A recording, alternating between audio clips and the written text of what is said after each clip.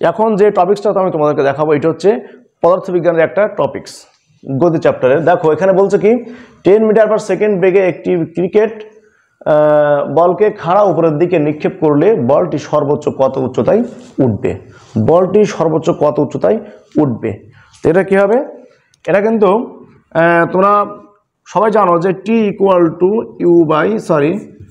H equal to U square by 2g। সর্বোচ্চ উচ্চতায় মানে সর্বোচ্চ উচ্চতায় কতটুকু উঠবে বা সর্বোচ্চ কত উচ্চতায় উঠবে এরকম যদি বলে তাহলে H equal to U square by 2g এই সূত্র দিয়ে কিন্তু তোমরা অঙ্কটি করো।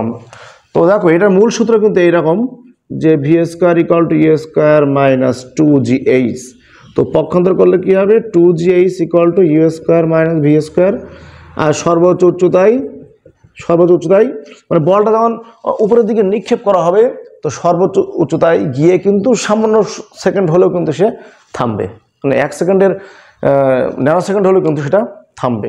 আর থামলে সে কী হবে 0, that means 2gh equal to কী হবে ইউ স্কোয়ার।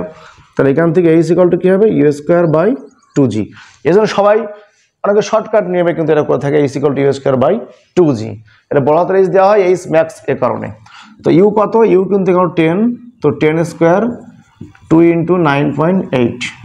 তো 10 স্কোয়ার মানে কত 100, আর 2 × 9.8 কত, এটা কিন্তু তোমাকে বের করতে হবে 19.6। এটা হবে 19.6 এবং এটা ভাগ করলে যেটা সেটাই তোমাদের উত্তর। তো 100 ভাগ 19.6 কত হয় দেখো, যেহেতু ক্যালকুলেটর নেই আমি একটু মোবাইল শুট করে দেখাই তোমাদেরকে। আচ্ছা এখানে 100 ভাগ 19.6 5.1, এটা কিন্তু 5.1 মিটার। তার মানে 10 মিটার পার সেকেন্ড বেগে এটা খাড়া উপরের দিকে নিক্ষেপ করলে সর্বোচ্চ কত উচ্চতায় উঠবে 5.1 মিটার।